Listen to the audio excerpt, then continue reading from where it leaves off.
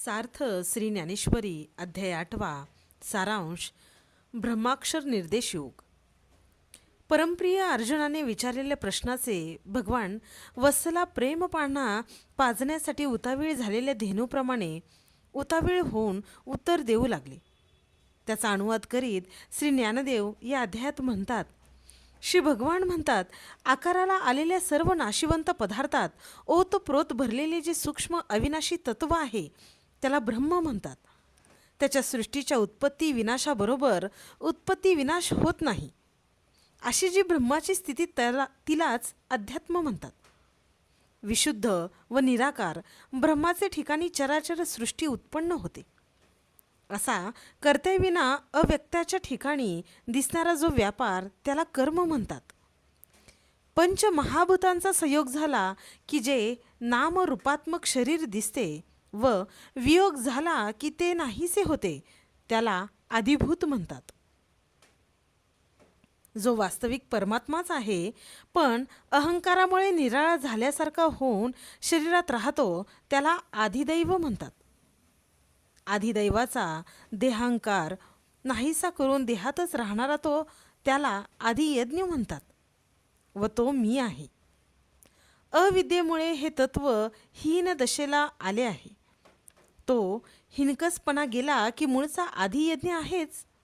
हा हिनकसपणा घालवण्याचा मार्ग म्हणजे वैराग्याच्या आधाराने इंद्रियांना प्रिय असणारे विषय बाहेर दवडून अष्टांग योगाचे साधन करणे हा आहे. शेवटी साधनही नाहीसे होऊन साध्य शिल्लक राहते. भगवान श्रीकृष्ण अर्जुनाचे एकाग्रचित्त पाहून त्याला अंतकालाची स्थिती सांगतात. मदरूप झालेल्या पुरुषाला देह पडताना कष्ट होत नाहीत. देव सांगतात, अर्जुना, जिवंत असताना ज्या गोष्टीची आपणास आवड असते तीच मरणसमयी आपल्याला आठवते व त्या गतीलाच तो जातो. म्हणून तू सतत माझे स्मरण ठेव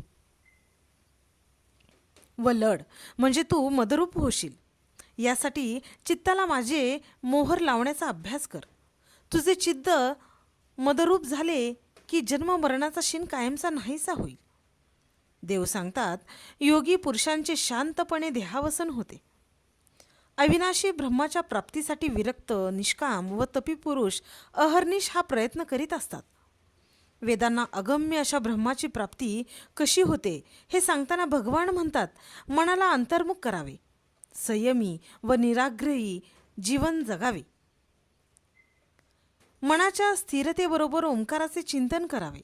कालांतराने पूर्ण ब्रह्मैक्याचा अनुभव येईल. मृत्यूसमयी भगवंताचे स्मरण होणे आवश्यक, पण हे त्या असहाय्य क्षणी कठीण आहे. या शंकेचे भगवंत निरसन करतात आणि सांगतात की चैतन्याच्या प्राप्तीचा एकनिष्ठ भक्ती हा सरळ मार्ग आहे. काया वाचा मनाने एका परमात्म्याची सेवा करणे म्हणजेच एकनिष्ठ भक्ती. अशा एकनिष्ठ भक्ताचे घर चैतन्य शोधित येते व त्याची जन्ममरणाच्या दुःखापासून सुटका करते. जन्ममरणात सापडणे भक्ताचे अथवा त्यातून सुटणे हे मरणकाळच्या स्थितीवर व काळावर अवलंबून आहे.